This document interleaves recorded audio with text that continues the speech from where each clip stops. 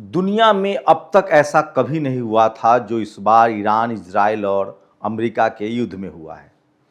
आपको अपने कान पर भरोसा नहीं होगा, आपके पैरों तले जमीन खिसक जाएगी। आपको लगेगा कि मैं झूठ बोल रहा हूं, लेकिन ये सच्चाई है। अब अमेरिका के पास ईरान पर हमला करने के लिए हथियार ही नहीं बचा है। उसके गोला बारूद, उसके इंटरसेप्टर्स, उसकी वायु रक्षा प्रणाली जिसको एयर डिफेंस सिस्टम कहते हैं थाड, वो खत्म हो चुका है। ये मैं नहीं कह रहा हूं, ये न्यूयॉर्क टाइम्स की रिपोर्ट है कि अब अमेरिका के पास ईरान पर हमला करने के लिए हथियार ही नहीं है। और इसी का अब फायदा उठाकर ईरान जो है वो लगातार अमेरिकी अड्डों पर हमला कर रहा है। अमेरिका पाकिस्तान से गिड़गिड़ा रहा है कि मुझे 1 महीने का सीज फायर करवा दो। दरअसल अमेरिका में हथियारों का उत्पादन भी अब उतना नहीं है कि वो हथियारों की सप्लाई कर सके। 42 दिनों के युद्ध में ही 70% हथियार खत्म हो गए थे। तो सोचिए, जब कोई देश और उस देश का राष्ट्रपति सनकपन का लेवल पार कर जाए। डोनाल्ड ट्रंप ने भी अमेरिका को यही कहा था कि मैं एक फिर से मागा, मतलब मेक ग्रेट अगेन अमेरिका, मतलब अमेरिका को मैं फिर से महान बनाऊंगा, राष्ट्रवाद और धर्म की चाशनी में घोलकर, यहां तक कि नस्लवाद। ट्रंप जो है वो नस्लवाद का भी समर्थक है और सबसे बड़ी बात, वो कॉरपोरेट है, वो बिजनेसमैन है। पूरी दुनिया में लेख लिखे जा रहे हैं कि वो राष्ट्रपति भवन का इस्तेमाल अपने दोस्तों, अपने परिवार के बिजनेस फायदे के लिए कर रहा है। ट्रंप एक बिल्डर है, बिजनेस है उसका। और ईरान ये बात भी जान गया, इसलिए उसने चुन चुन कर कहा है कि खाड़ी देशों में जितने ट्रंप के बिजनेस स्टेक हैं, जितने उसके कॉरपोरेट बिल्डिंग है, उसको भी ध्वस्त कर देंगे। डोनाल्ड ट्रंप के रिश्तेदार, उसके घर में लोग तेल के व्यापारी हैं और जमीन के व्यापारी हैं, रियल एस्टेट बिल्डर है। तो सोचिए, डोनाल्ड ट्रंप ने वेनेजुएला के राष्ट्रपति का इसीलिए अपहरण किया था कि उसके देश में जो तेल और सोना है उस पर कब्जा किया जा सके, और वो कर लिया। उसके बाद उसकी नजर ईरान पर थी, क्योंकि ईरान के पास दुनिया का सबसे बड़ा तेल और गैस का भंडार है। डोनाल्ड ट्रंप को लगा था कि अगर ईरान पर कब्जा हो गया तो उसके बाद सालों तक इतिहास में वो दर्ज हो जाएगा और वो अमेरिका का सबसे महान राष्ट्रपति कहलाएगा। यही पर चूक हो गई। ये जो महान बनने की चुल होती है ना, वो इंसान को कई बड़ी गलतियां करवाता है। और सोचिए, एक गलती और अमेरिका खाक में चला गया। 45 साल से ईरान को प्रतिबंध लगाकर अमेरिका कमजोर कर रहा था। उसके बाद उसे लगा कि जिस तरह से इजराइल ने फिलिस्तीन को मलबे में तब्दील कर दिया है, तो फिलिस्तीन को के तरह ही हम ईरान को बना देंगे। उसकी कोशिश थी डोनाल्ड ट्रंप की कि बेंजामिन नेतन्याहू के कंधे पर बंदूक रखकर ईरान पर कब्जा कर लेंगे। लेकिन अब अमेरिका की बर्बादी के किस्से दुनिया भर के अखबारों में भरे पड़े हैं। पाकिस्तान के सामने अमेरिका गिड़गिड़ा रहा है कि मुझे माफ कर दो, सीज फायर करवा दो, हमारे पास हथियार नहीं है, हमें नए हथियार के उत्पादन में कम से कम 1 महीने का समय लगेगा। वहीं अमेरिका, रूस और चीन नॉर्थ कोरिया के सामने गिड़गिड़ा रहा है कि ईरान को हथियार मत दो। ईरान ने पहले ही कह दिया है कि अब दोबारा फिर से हमला हुआ हम पर तो हम अमेरिकी शहरों पर भी मिसाइल दागेंगे।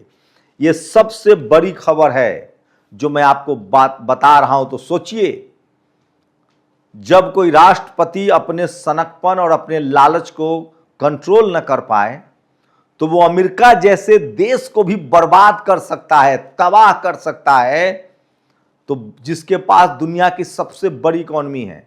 आपको पता है अमेरिका के पास 6 महीने का तेल स्टोरेज होता है। सबसे दुनिया का बड़ा तेल स्टोरेज अमेरिका के पास है।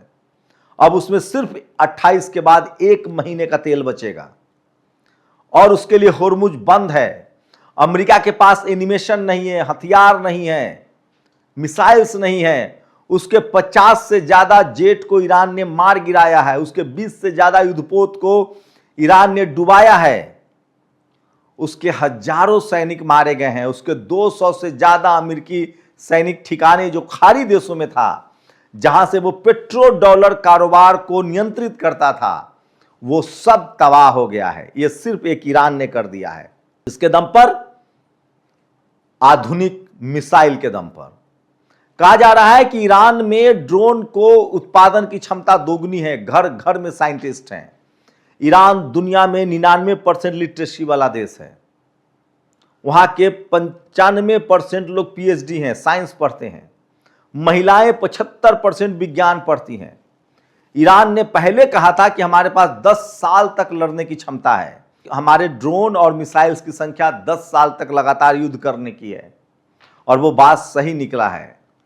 चुन चुन कर खाड़ी देशों में Qatar, Jordan, Syria, Iran, Abu Dhabi, संयुक्त अरब अमीरात, सऊदी अरबिया में जितने ठिकाने हैं, बहरीन, कुवैत, इन सारे ठिकानों को ईरान ध्वस्त कर रहा है। यह अभी तक की दुनिया की बड़ी खबर है, और ट्रंप अब सदमे में है। उसकी सारी बयानबाजी अब खत्म हो गई है। वो कोई बयान भी नहीं देने लायक बचा है। ये सब कुछ दुनिया के सामने हो रहा है। अभी आपको कोई टेलीविजन अखबार नहीं दिखाएगा। यह युद्ध अमेरिका हार चुका है, लेकिन ईरान ने फिर कहा है कि हम पर हमला किया, उसका हर्जाना दो, तभी हम तुम्हारे लिए होर्मुज खोलेंगे। तो सोचिए, ये सबसे बड़ी खबर है दुनिया की कि अमेरिका जो है वो युद्ध हार चुका है। अमेरिका इस युद्ध में पूरी तरह से तबाह और बर्बाद हो गया है, और इसकी वजह है डोनाल्ड ट्रंप का सनकपन। तो सबसे बड़ी खबर से आपको आगाह कर रहा हूं, लेकिन ईरान अपने लक्ष्य को लेकर अडिग है। ईरान ने इस युद्ध में कभी भी झूठ नहीं बोला। उसने अपने नेता खामनेई की शहादत को नहीं छुपाया, लारिजानी की मौत को नहीं छुपाया। ईरान साफ कह रहा है कि वो दौर गया जब अमेरिका किसी पर हमला करके निकल जाता था। हम पर जो हमला हुआ है उसका 325 बिलियन डॉलर का हर्जाना दो, तभी तुम्हें होर्मुज से तेल मिलेगा, और तभी इस युद्ध को समाप्त माना जाएगा। वहीं अमेरिका अब चीन, रूस के सामने गिड़गिड़ा रहा है। रूस भी अब इसका फायदा उठा रहा है। रूस ने साफ कहा है कि यूक्रेन, जब तक हम पर यूक्रेन सरेंडर नहीं करेगा, हम ईरान के साथ बने रहेंगे। उधर यूरोप जो है वो पूरी तरह से यूक्रेन का मददगार है। तो रूस भी पूरी तरह से युद्ध की वजह से जर्जर हो चुका है। सोचिए, यूक्रेन की मदद लगातार यूरोप के देश कर रहे हैं, और इस वजह से रूस भी जर्जर हो चुका है।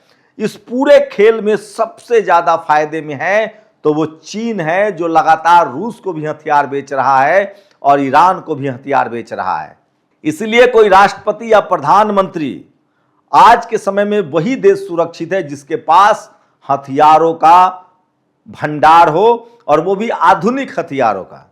डोनाल्ड ट्रंप को यही गुमान था कि उसके पास जेट है, उसके पास बड़े बड़े युद्धपोत हैं, लेकिन सोचिए, वो सारे जेट और युद्धपोत जो हैं वो जेनजी के दौर के नहीं हैं, वो मिलेनियल्स के दौर के हैं और एक्स जनरेशन के दौर के हैं, और वो सब टाए टाए फिस हो चुके हैं।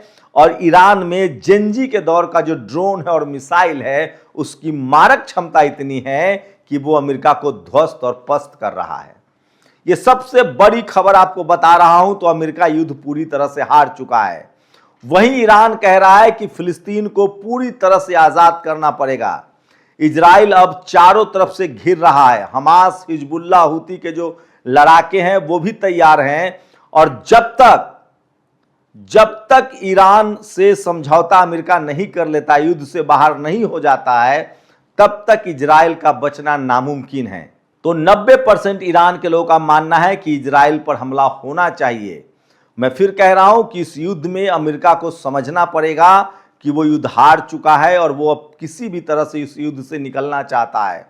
वो सिर्फ होर्मुज कंट्रोल करना चाहता है और हर्जाने से बचना चाहता है। इसलिए गाहे बगाहे वो ईरान पर हमला करते रहता है। और इस युद्ध में इजराइल अब पूरी तरह से शांत है, क्योंकि उसे पता है कि जब ईरान से अमेरिका नहीं लड़ पाया तो हम कैसे लड़ सकते हैं। वहीं खाड़ी देश, अमेरिका की जो कोशिश थी कि खाड़ी देशों को कंट्रोल किया जाए और उससे हमला करवाया जाए ईरान पर, लगभग खाड़ी देशों ने हाथ खड़े कर दिए हैं, और युद्ध का 5 महीना लगभग हो चुका है। अब तक खाड़ी देशों ने ईरान पर हमला नहीं किया है। इसका मतलब साफ है कि एशियाई देशों में जो खाड़ी देश हैं, उनका अब जो बॉस है वो ईरान बन चुका है। ईरान ने इस युद्ध में जो ताकत दिखाई है, दुनिया भर में उसकी तारीफ हो रही है, और अमेरिका युद्ध से पीछे हट चुका है। ये आज तक की सबसे बड़ी अपडेट है। आप लोग अपनी राय जरूर दीजिए। शुक्रिया। दस्तक की आपसे गुजारिश है कि अगर इसको बचाना चाहते हैं तो नेशनल दस्तक को सब्सक्राइब करने के लिए रेड कलर के सब्सक्राइब बटन को दबाएं, फिर बेल आइकन की घंटी दबाएं। नेशनल दस्तक को बचाने के लिए बहुत जरूरी है कि हर खबर को शेयर करें, लाइक करें, कमेंट जरूर करें।